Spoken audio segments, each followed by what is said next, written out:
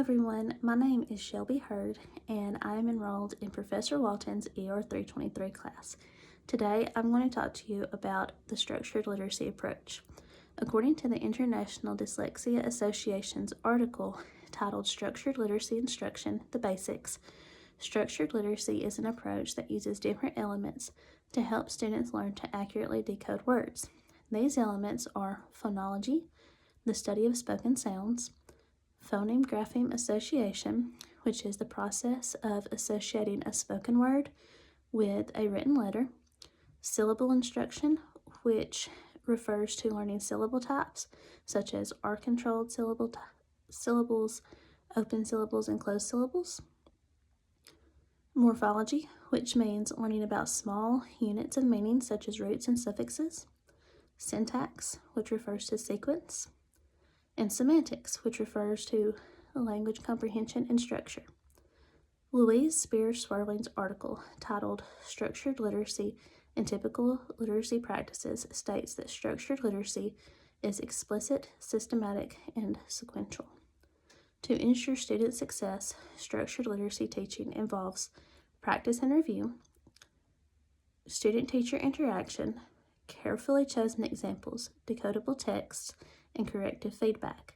The structured literacy lesson that I observed focused on explicitly, systematically, and sequentially teaching one student about the short E sound.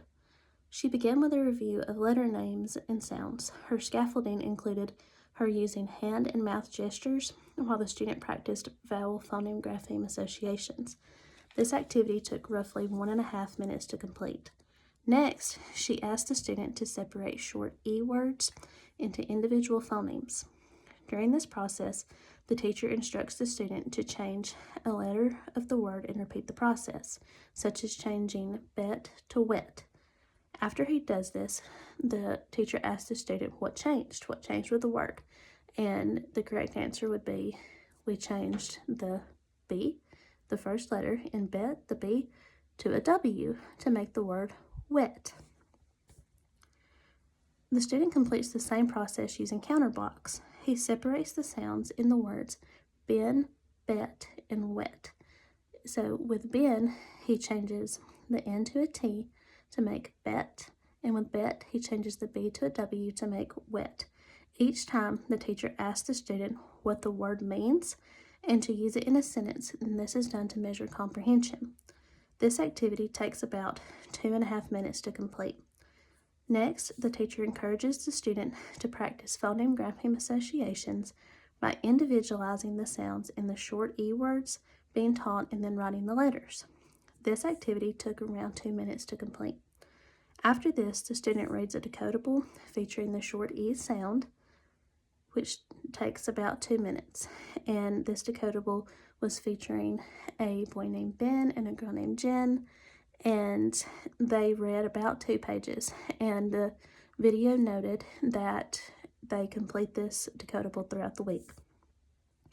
Lastly, the student was instructed to practice writing the letter M, because this was a new letter that he was introduced to. The teacher used scaffolding by modeling how to write the letter. This activity took about 2 minutes to complete. Corrective feedback was used when the student was seen to be visually struggling with a sound, a letter, or a concept. Instead of intervening in the moment while the student was struggling, the teacher allowed the student to think about the answer and allowed him to say and tell her what the answer was he thought. And then she asked questions to see if he could recognize his mistakes. And this was such as when he wrote a sentence, he did not put a capital letter at the beginning of the sentence. And she said, I want you to look at your sentence. What do we put at the beginning of a sentence? And she did not tell him, hey, you didn't put a capital letter. She asked him, what should we put there? To give him time to think about it and let it register and let him correct his own mistake. So structured literacy can be taught as a large group as well by focusing on the main elements of instruction and by ensuring that instruction is explicit, sequential, and systematic. Students can review previously learned concepts such as letter sounds as a group. Decodables can be read as a group, or students can take turns reading pages. I think that students will benefit more in small groups or individually when learning through structured literacy because the teacher can pinpoint their strengths and weaknesses. Thank you.